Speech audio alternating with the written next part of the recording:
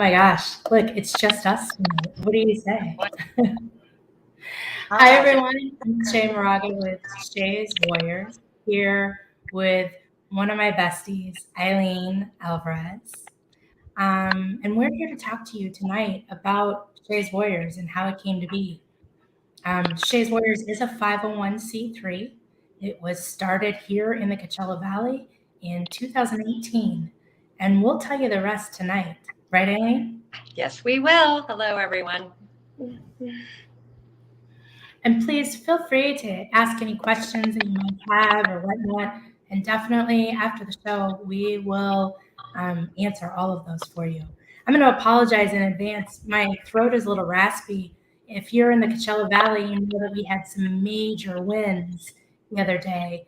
And winds and scalping of our golf courses are never friendly with my allergies. So there you go. Hopefully everyone can hear me. I think you're good. So let's tell everybody, Eileen, how this kind of came about. How Shay's it was 2016, Yes. and I I had just been diagnosed with breast cancer. I knew I had breast cancer. I knew something was going on. Just diagnosed with it, and I went to see a doctor who did not end up being my doctor, but she kind of put a real spin on things in my head that wasn't the best scenario of what I was going through at the time, being a young mom and having a daughter that was 12 years old. We just moved back to the Valley. Right. So I didn't know a lot of people. And I remember calling my daughter's school, which happened to be your daughter's school. Correct. And saying, I have to have someone to talk to. And our friend Jen set us up kind of like on a blind date phone call, if you might say, right? Yes. And it was one of those, if I recall correctly, it was either an email or a text that was our original blind date setup. Yeah. But yes, she was very much so. Our friend Jen had contacted me knowing that I had already been diagnosed years earlier with breast cancer, completely out of the blue. And knowing what I had gone through, because the school is very tight, and I had a tremendous support system from the school, and she was one of those huge supporters and helpers, and she just kind of really knew what was going on. And then when you had touched base with her and reached out, she said, I need you, if you don't mind, to get in touch with this other mom. And she isn't sure what's going on. She has a pretty good idea, but I think she's waiting to hear everything. So I said, absolutely no problem. And I was sort of on the tail end of everything in terms of treatments and finishing up all the surgeries and everything else, because it took a little bit of time. So we had our blind date, and it was a phone call. And I recall we had gone a little bit back and forth in terms of phone tag. Yeah. And I remember.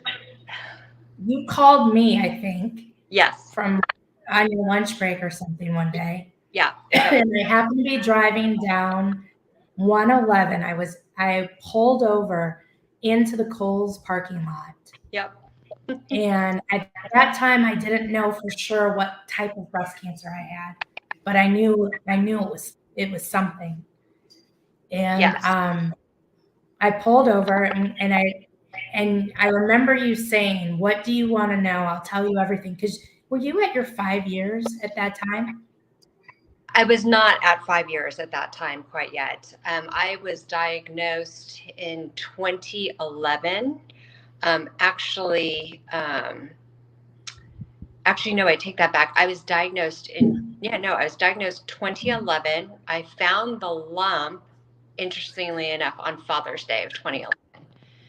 My dad had previously died of metastatic non-small cell lung cancer on my birthday the year prior.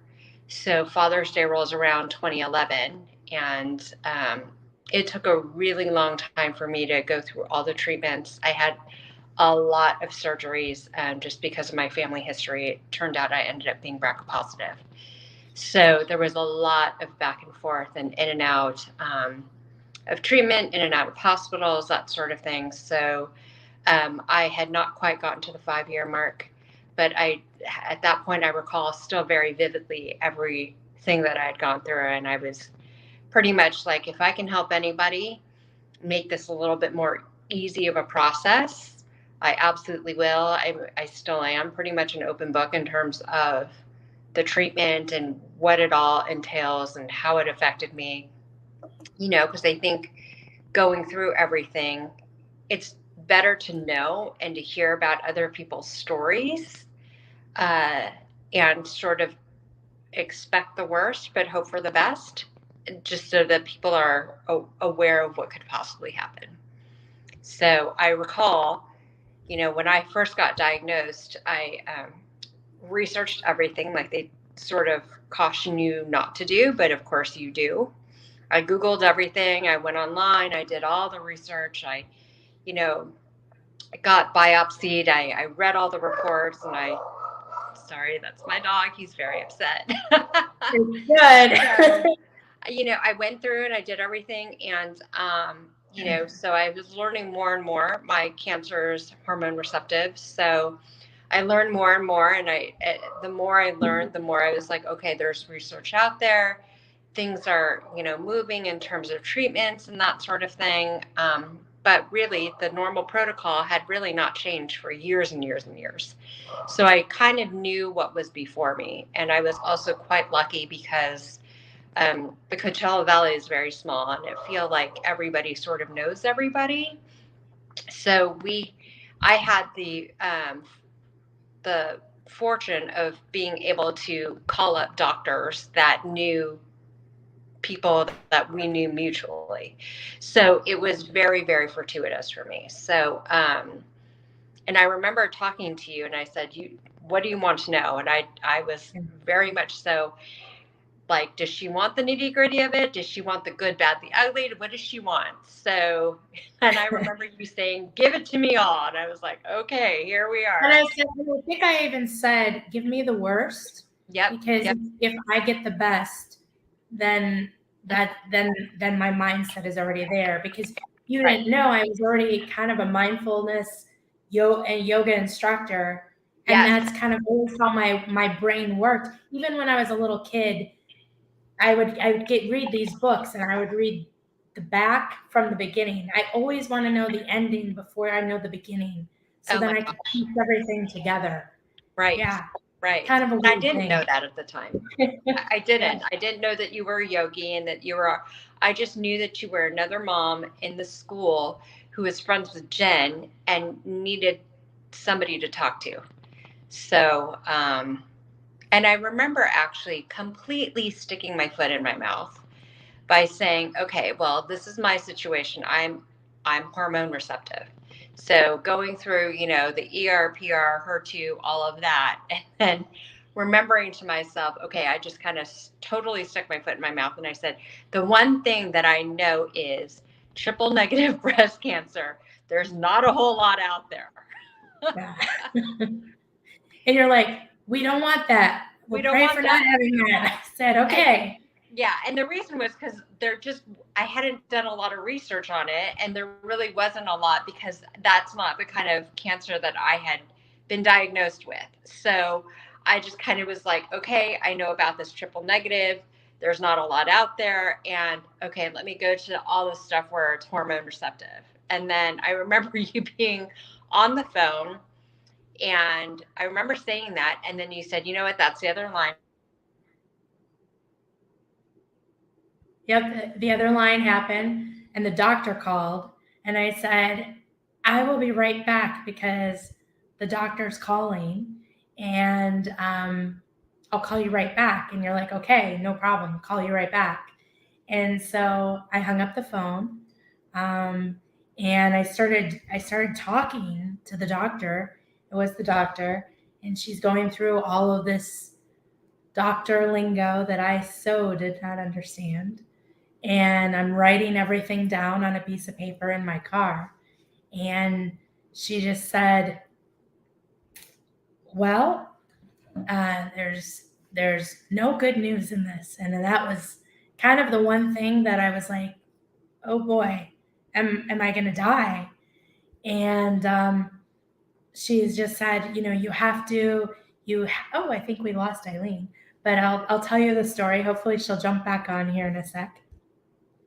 But I said to the doctor, I said, I really, there she is. I'm so sorry. My phone completely shut off. I got very upset. It was very hot. So I was just saying, I was telling them the doctor had called and basically she said, after a while, after going through all the lingo, she said, you have triple negative breast cancer. And I was like, the first thing came out of my mouth.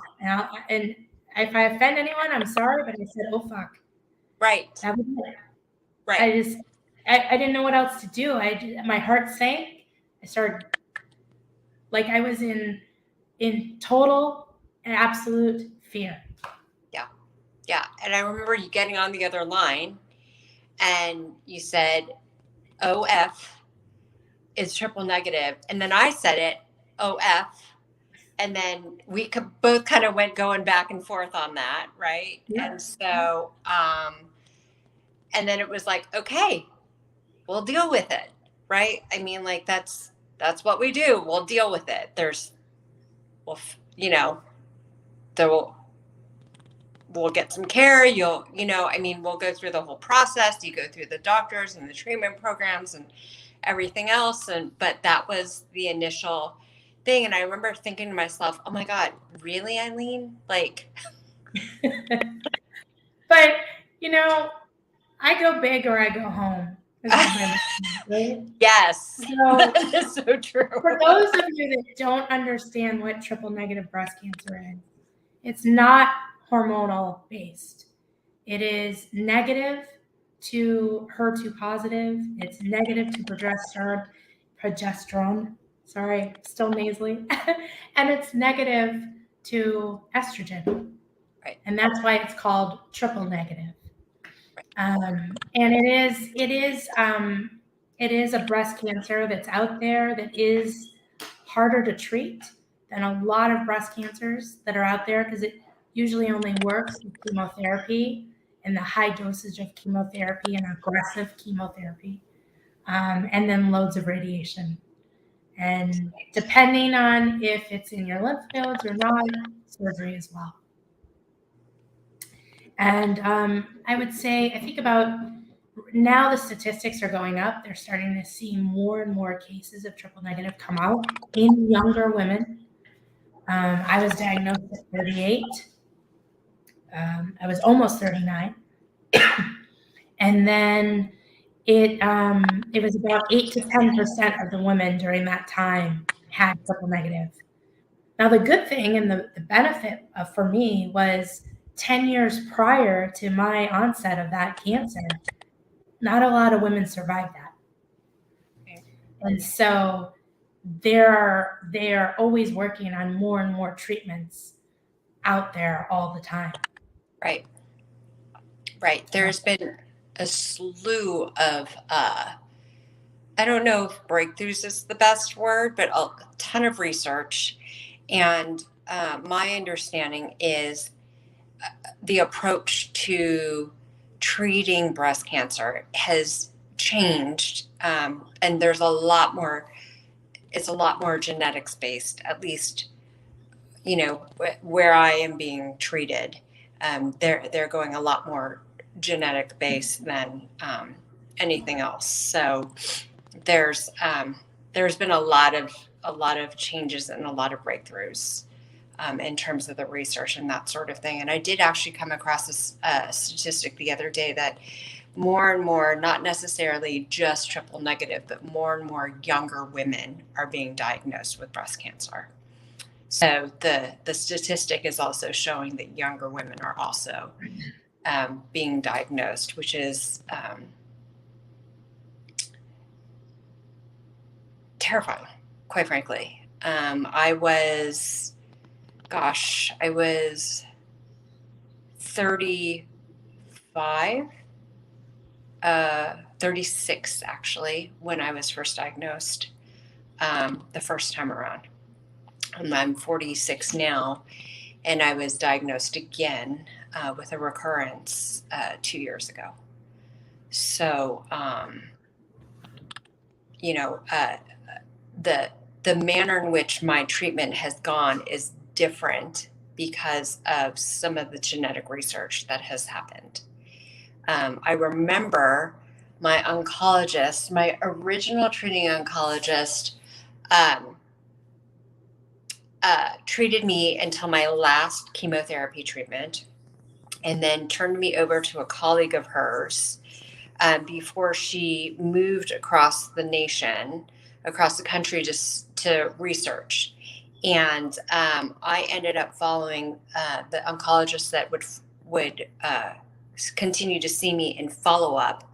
I followed him to outside of the Coachella Valley because I just clicked with him. He was wonderful, and he clearly knew his thing. He clearly knew his stuff. So I followed him out of town, and he, in fact, as he continued to follow me through with follow ups and that sort of thing, and appointments, we would talk about some of the innovations and some of the new approaches to treatment, and he was indeed saying that there are so many treatments. And I remember during some of my follow up, he said, it very well may be, by the time this could possibly become an issue with your daughters, because I have the family history, he said, you very well may just be able to take a pill and treat it that way.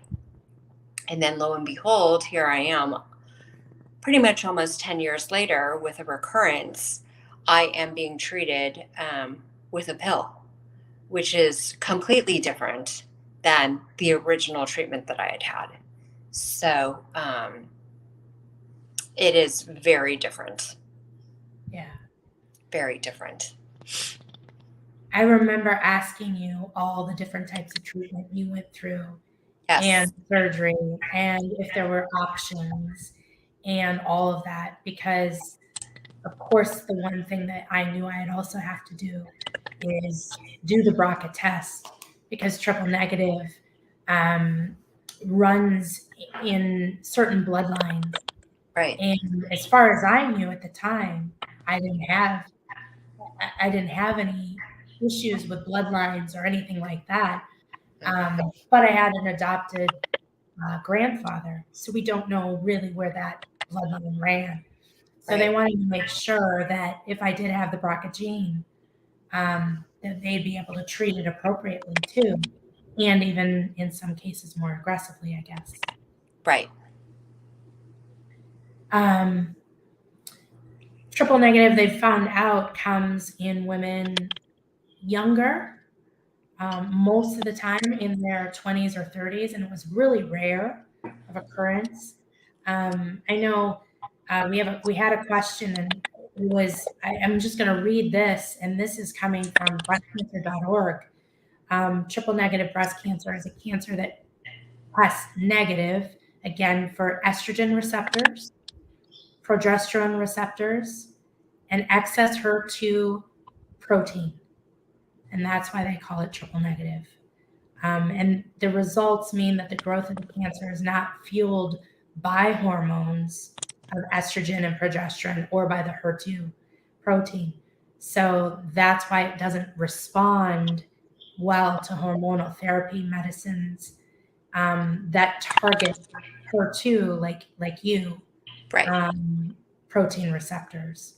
And so there's a lot of other medicines that are now used successfully to treat triple negative, but it still accumulates to about 10 to 20% now of breast cancers. So it is going up little by little. A high statistic. Yeah.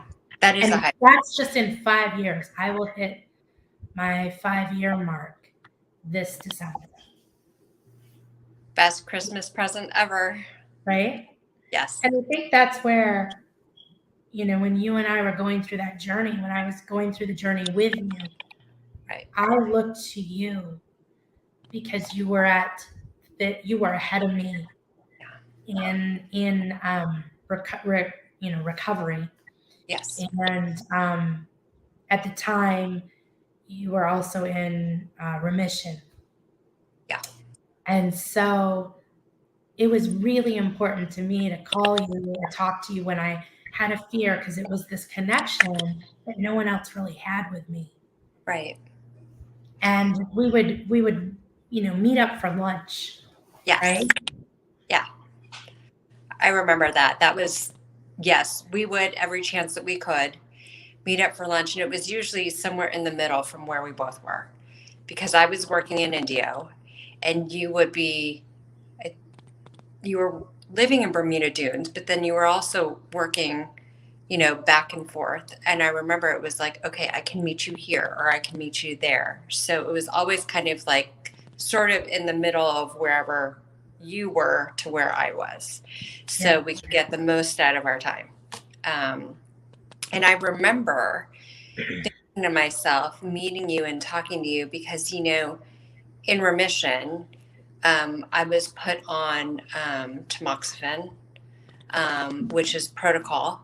My understanding is protocol after having been given the blessing of being told you have no evidence of disease. But it's kind of one of those things where, because of my BRCA condition and because of how aggressive my breast cancer was, I was put on tamoxifen to kind of continue, um, the medicine that I needed, but also, to just continue not having any evidence of disease. And I remember thinking to myself, it's not so far off when we would talk about these things, the fear of going through it, right? It's really not so far off because you're told, great, I remember they told me, given everything, and if they hit it aggressively enough, I could get as close to cure as possible based on the science that they had then. I remember my doctor said, we'll get you as close to cure as possible, and we're giving you the Cadillac of breast cancer treatment. And it's going to be aggressive, and you're going to hate it. You're going to hate us. It's going to suck. But this is going to get you as close to cure as possible. And I said, okay, sign me up and we'll go through. But I remember when we would meet for lunch, it was always a reminder to me that it doesn't really stop. They tell you you have no evidence of disease, but I'm still taking a daily pill, which sometimes knocked me on my butt, sometimes didn't, just depending. And it really sort of never goes away, right? You're still going through it. I'm on the other side of it. The fear of everything is still lingering, right? Because it's not an absolute. They don't have a quote unquote cure for breast cancer quite yet. So we're still hopeful for that. But I think, that was the biggest thing was really it was helpful for me. I know it was helpful for you because I had already gone through it and I was on the other side of it. But it was helpful for me because I wasn't at least the only one still fearful of things, right? So I didn't want to feel like a freak of nature, like, kind of is like, well, they've told you you have no evidence of disease, so I should be, partying and celebrating. And I did, but there's always still that in the back going on, right? And so it kind of still made me aware, which would, still ground me in gratitude that I was at that point. So, but yeah, we had many a lunch and many a breakfast and many a discussion. Well, and I think like during that time too, it was in my head, and I kept saying to you, I wish, the doctors and the nurses, they do everything. It's awesome because they're Yeah. treating you. But there's nothing for when you're at home and someone to talk to. I mean, yes, I could go to a counselor, but I didn't want to do that. And I did try a support group, and it wasn't for me. Yeah. Um, And there really was nothing at the time that Right. helped younger women in our Right. area to be Right. able to say, like, okay, this is a person you could talk to that might be a mentor for you, or this is some education that might help you. You know, it's just and it seemed cumbersome to call my nurse all the time too, Right. because they I mean, they're, a lot of times they're busy in their day. And at times I felt like I was kind of not shoved off, but that it just was, maybe books or maybe Google is better. Like, here's a Right. site for you. But I wanted a live person. I needed that for me. Yeah. Um, and so you got me to the end. Yeah. We went through 20 rounds of chemo and surgery and 38 rounds of radiation. And here's the end of December 1st of 2016. And my doctor says, you're med, no evidence of disease. Right. And everybody's celebrating. Right. And it's a good day Yep. and a scary day for the person going through it. Right. Because you really realize, wow, I did all that. In a few weeks, it kind of hits you like, it's weird not going back to the doctor. It's weird not going to get chemo. Yeah. It's weird not going to get radiation. It's weird not having somebody make sure I'm okay every week. Yeah, for me, there was a lot of comfort in the continually going to the doctor. There was a lot of comfort of when I would go and they would tell me things are looking good. Things are going in the direction that we want them to. And then all of a sudden, I'm kind of set off on my own. And I'm like, wait, hold on. You're not holding my hand right now? Please hold my hand for the rest of my life. Right? Like, and I get it because they have a bajillion other patients and they've done their job and they've done it well. But there is that. And, I recognized sort of early on that I would have to cognitively handle a lot of things. So I thought it would be a good idea to see a therapist because, like you, I needed a live person. My family could not understand any of this. My mom was probably the closest because she was my dad's caretaker when he was sick. But I wasn't going to share any of it with my kids. They were too young, and it just is not appropriate, at least in my opinion. I try to keep their lives as steady and normal as possible during treatment and after treatment. And my husband at that time, my then husband, was, while he had sort of been on the sidelines alongside going through everything, didn't understand, really didn't understand. There was one gal at work who understood because she was going through it as well. But, that was few and far between contact, which was fine and it was great. But, in the valley, it's different. In person, it's different. Speaking to somebody or emailing, there was a friend of a friend's wife who was going through it at the same time, and we would email a lot. But it's just different in terms of being able to have the human contact and the interaction. And we both found each other in the sense of we both have a lot of the same beliefs and the same values and faith and everything else, and mind body connection and just all of that. So I think when we would talk, it was so much more fruitful for me because it was live and in person. And It was healing. it was very much so.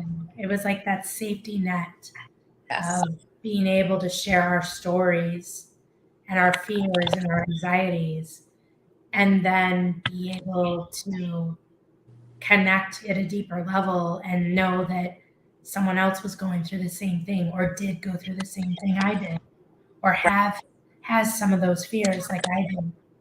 And I think it was March of that year, I decided I was going to go to a yoga retreat and get away for a week, clear my head. I didn't know what I was going to do anymore because I always define life now before cancer and life after cancer, right? Mhm. And I went to this yoga retreat with about 50 people. And it was real small, and it was led by wonderful, wonderful gal named Cecilia.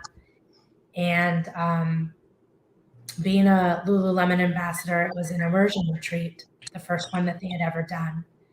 So I was really lucky and privileged to go to that and learned so many other people's stories of differences in life and traumas and setbacks and pure, moving forward and changing the things over adversity. I mean, just getting through things that I decided when I came back, I was like, I'd like to do this retreat, but not a yoga retreat, but a retreat for women like us to gather and to connect and Right. have more of this. Like, so we're able to get through after our treatment.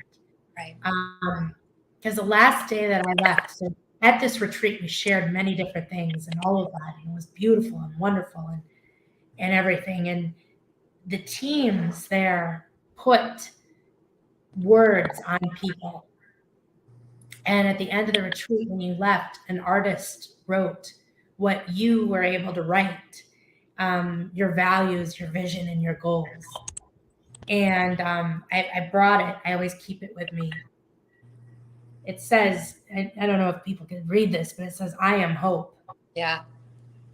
And I brought this home from the retreat and I sat it on my mantle. And I was sitting on my couch one day and I remember just looking up at my mantle, looking at those words and just thinking, like, that's what it is. Anyone who is a survivor or a thriver or someone who's still going through cancer is hope to somebody else Yeah. who is going through it or starting that journey. Yep.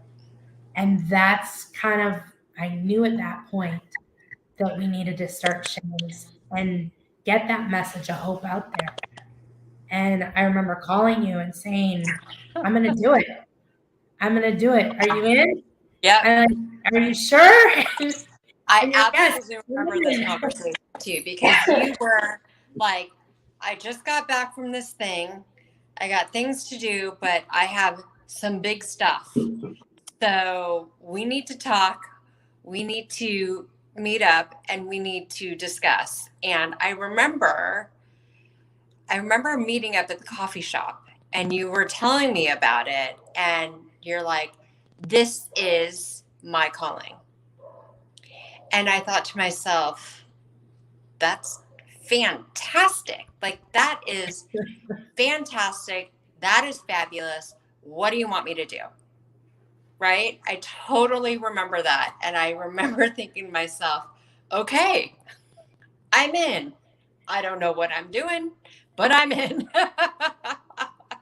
Yeah. Yeah. Yep. Yep. And that's how Shays came to be. Yeah. Then we I put some bylaws together with a friend Mm-hmm. and who's actually sits on our board too. Yes. And then we met with a local nonprofit attorney in town Yep. and for lunch one day and brought everything to her. Excuse me.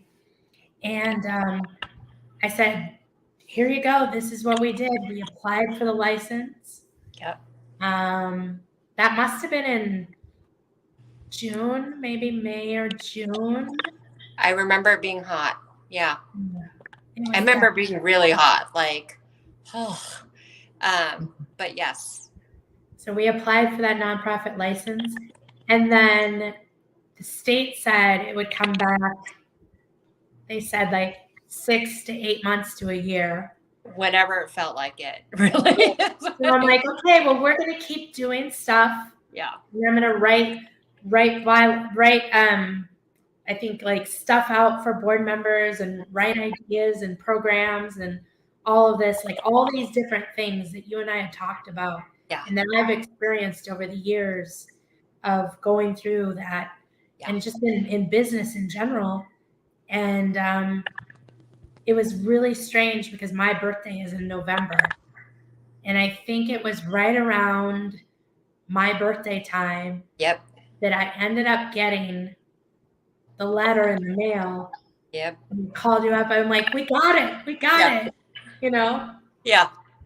We're real now. I'm like, we're a nonprofit. Holy, you know what? we have the paper. We got it. We're good. Yeah, I remember that. And oh, gosh. It was just, November's a good month, not just because it's my birthday, but because it's a gratitude month too. And I just felt like, that's such a sign that this is on the right track. Right. This is a sign that it is meant to be, because I mean that couldn't have been more of a big sign, like, and of thankfulness during that time. Absolutely. And I mean, if you think about also, and I remember we had talked about this, October is so focused on breast cancer awareness. And so much of it is focused on, research and during the treatment and everything. But, Shay's Warriors is so all about the after cancer, the life after cancer. And so also being situated in November, not only having it be your personal birthday, but also the birth of Shay's Warriors, it's also like almost the aftermath of what I call Pinktober, right? Everything is pink in October. Everything is pink, everything, we eat, sleep, walk, drink, cook, pink, right? Everything is pink. But then in November, once you've raised awareness for that, it's like, okay, well, there's awareness for stuff that happens after the pink stuff, right? So it really is, for lack of a better term, meant to be in Bashert, right? So it really does all gel in November. Yeah, I mean, what we were going to be talking about essentially was everything life after cancer. Yeah. And like you said, October being Breast Cancer Awareness Month, which brought us together. Right. Life after cancer brought us together too, and continues to keep moving forward.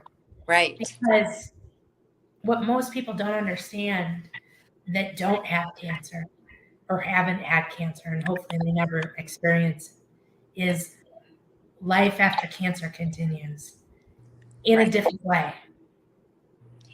It does. And it's not all roses, for lack of a better term, right? I mean, I remember, going through a lot of the things when we would apply for grants and write the literature that we were writing and doing all the things. It really is, and it sounds very ungrateful, because we've been given this gift of life after cancer. But it doesn't mean that it's not still hard. It's hard in a different way. There's still challenges to it. And sometimes they come up right away. Sometimes they don't. Sometimes it takes a little bit of time because everybody processes differently, right? Everybody deals with things differently. And so I think it's like anything else, it's different for everybody because everybody's different. But there are things and there are hardships in life after cancer. And I think it's just the awareness of that, which is huge. And the knowledge and everything else, and the working towards helping people and thriving after cancer, which is really where it's sort of at. But you know, I don't want it to sound ungrateful, because you are grateful for your life after cancer, but it's very, very, very often different. Yeah, and I think that one of the things that we wanted to make sure Shay's was about was authentically talking about that, because there wasn't 5 years ago, there wasn't a lot of talk Right, about things in life after cancer, not within our realm anyway. And right, maybe there was elsewhere, because we had done some research that there was stuff happening back east and even in Europe. right. But here on this side of the world, it was still kind of not hush hush, but it was like in support groups or whatnot, I guess. But it wasn't topics that blended a holistic and a conventional way of healing. Right. And so Shay's is holistic and conventional. We want to work and bridge that gap of emotional support for others, not just with the medical community, but with everybody. Right. And so having programs like this, what we're doing tonight, Talk, Listen, and Share, where we talk in the medical community, we talk in the holistic community about different ways to heal and move forward, Mm-hmm. with backed by facts and figures and Right. all of that good stuff. Trained professionals and people that just want to help, Right. Absolutely. sharing their story. And so much of it, at least for me, and I think for a few others that I've talked to personally about it, is you don't feel alone. That's the biggest thing, right? Like, for me, it was, how dare I feel um, still all of these hardships and issues when I've been given the gift of life after all of this treatment. But, I'm not the only person, which I guess there's strength in numbers, but it makes me feel a little bit more accepted and accepting of those feelings and of those things, that I'm not the only one going through it. So there is also a community um, of survivors. We're all looking to thrive with very similar issues of life after cancer. So there is a support there, because we are all sort of in it together. We're stronger together. That's Right? right. Yeah. Yeah, One of our mottos. that's right. Besides Talk, Listen, and Share, we have a private Facebook group. And that Facebook blog was started by another awesome friend of mine, Paula, who's in the Yes. Midwest. Yeah. And, she gave me the outlet to help start Shay's by writing with a few friends. And then a few friends became a few hundred friends. And then a few hundred friends now are into the thousands. Yeah. And that essentially, after I was done with my treatment, I've turned that over to anyone who wants to share their story, because my story is still going, and I pop in and write my blog a little bit every now and then, Mm-hmm. but anyone can share their story, because when we share, we heal. Yep.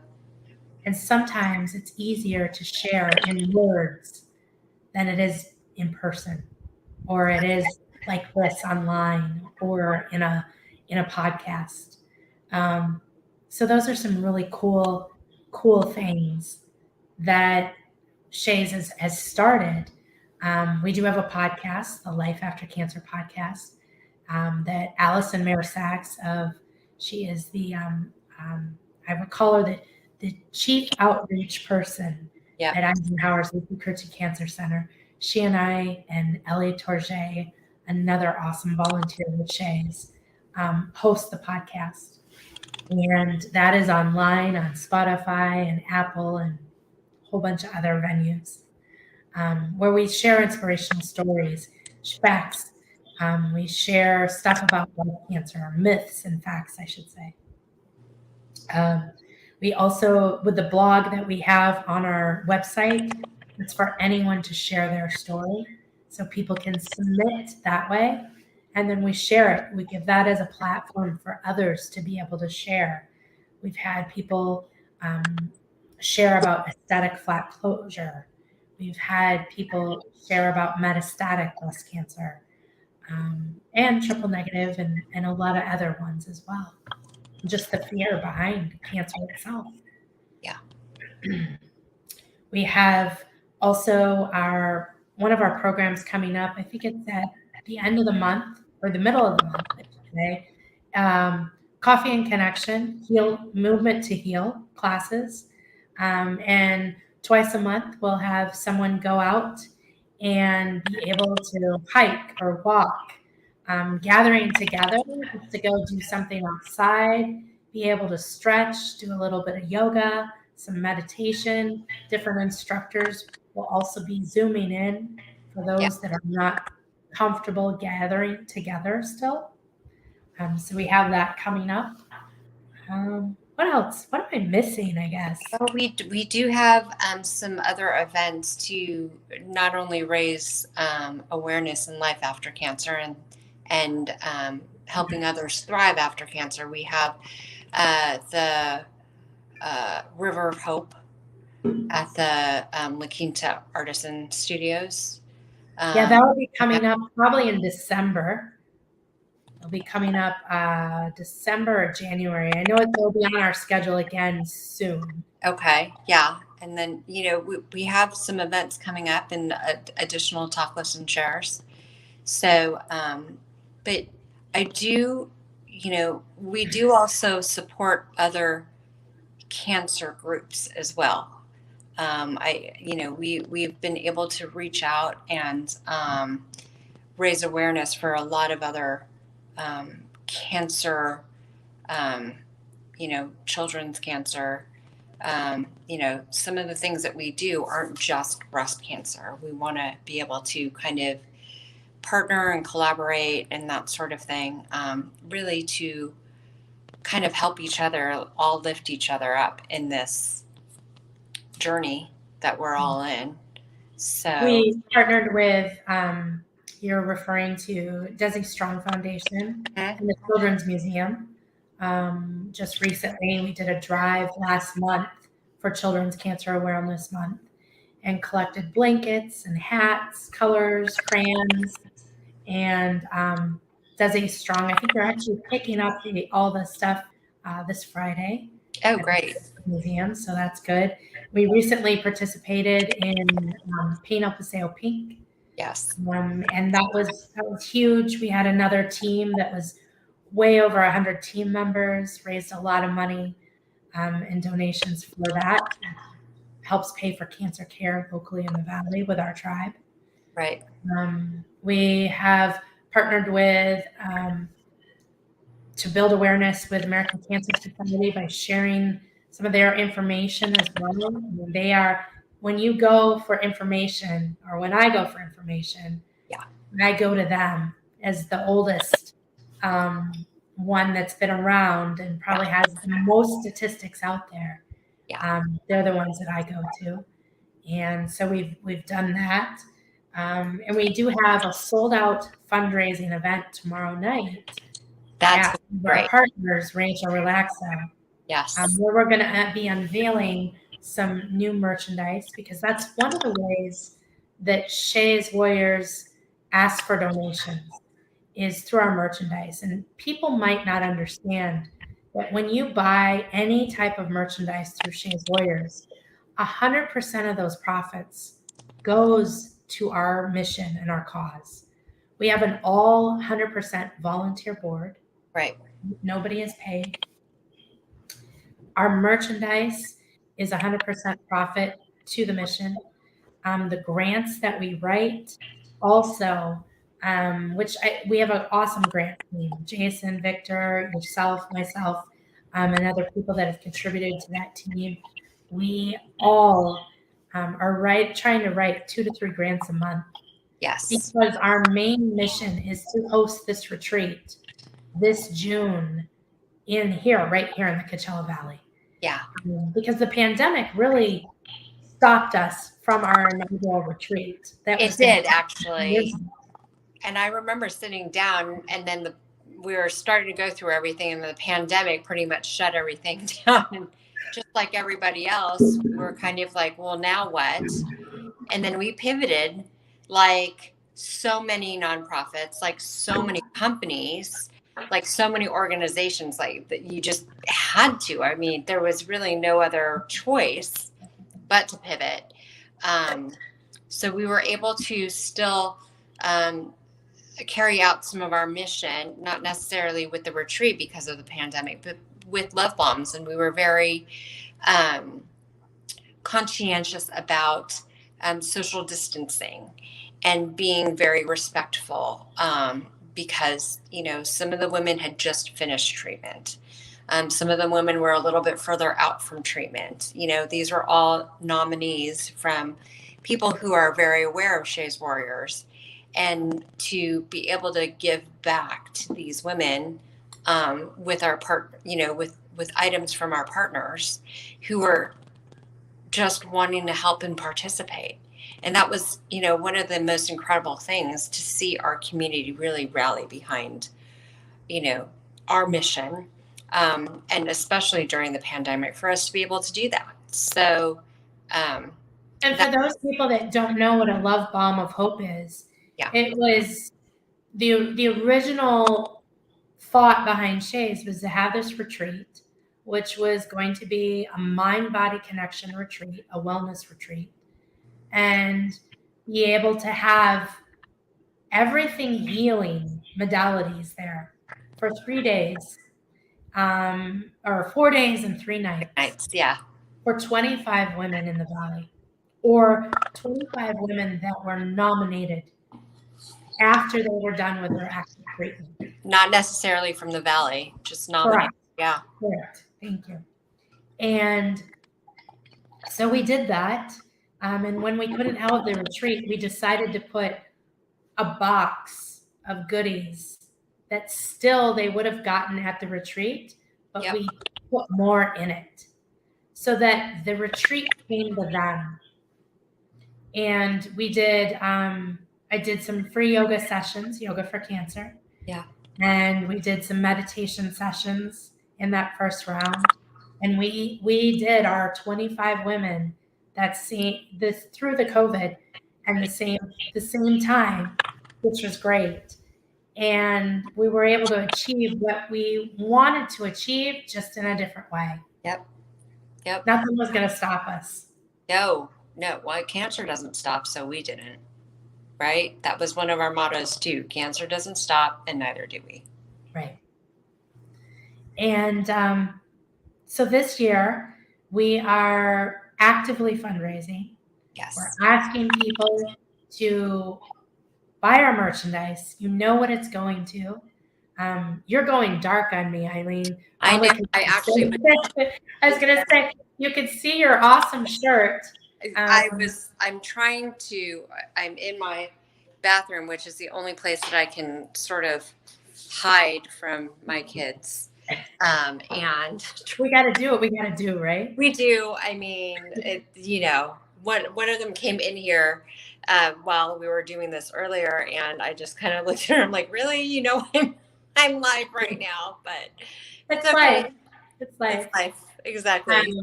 But yeah, you have the Shay's Warriors original tee on. I do. I have the OG tee. I have the We Hope in Color tee. Yes, I love it. And we also have a mural located at the Gardens at El Paseo, because the Gardens became a partner with us after they found out what our mission was. Yes. And so anyone can go there. We hope that cancer survivors and thrivers go to there, and there's a scan that they can do and share their story, and then we will share that for them as well, and take a picture and tag us. Absolutely. It's beautiful. It's a gorgeous mural. It's actually the most eye-catching thing. And I can't tell you, at least at this Paint Al Paseo Pink Walk that we just went to and did, the amount of people who stopped and took pictures. Like, we went through the whole walk, and all the pictures that I see on social media, we're there. It's so fantastic. You know, we're literally right in the middle of the gardens, across from the murals, across from anthropology. So there's a lot of foot traffic, but there are so many pictures people taking with that. It is just incredible. Yeah, So, it's a beautiful yes, mural, and we're so grateful that Lindsay is one of our board members yes, and came out here to so we could all gift that to the community yeah, here in the valley, yeah, along with the gardens. yep, So, yeah, yeah. So, well, it's getting to be that time. yeah. Um, It is. It's gone by fast. it has gone by fast. Yeah. But Shay's Warriors is on a mission, and we hope that all of you will be on that mission with us. We want to raise awareness. We want to inspire, empower, and educate women, their families, their friends about life after cancer. We want to be able to give back hope, Yep. and we definitely are looking forward to being able to gift this retreat to 25 women this year, this June, Yep. Survivors. Yes. And so, if you love what we're doing, you love our mission, we ask you to how you can help. We ask you to look us up online, like us on Facebook, like us on Instagram, Twitter, Pinterest, all of the Share, above. share all of it. Share every Share, single bit. share. Yes, share. You can donate on our page. You can become a partner or a collaborator with us. Reach out to us.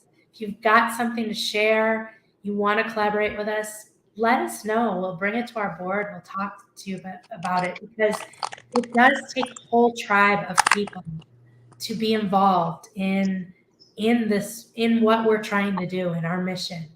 And we're very grateful with all of our current partners and some of our past partners, current board members, past board members who've been there and gotten us this far. It's been incredible. It really has. It really, truly has. And it's going to continue to be. So, Yeah, look us up, like us, share. definitely. Yeah. Shayswarriors.org is where you can connect with us. And it's right there at the bottom of the screen. And, we've helped women not only locally, but we help people across the country. We've shipped our shirts across the country. We have partners in Texas, in France, in New Zealand. It's crazy where people connect with us. Minnesota, Illinois, New York. People from all over have reached out, and we've talked to them. We've talked to them live on the phone, and we hope that you will connect us with someone that might need something as well. So, thank you everybody for tuning in tonight with myself and Eileen. Thank you. And just keep going, right? We're Yep. stronger together. That's right. Have a great evening, everyone. Thank you. You.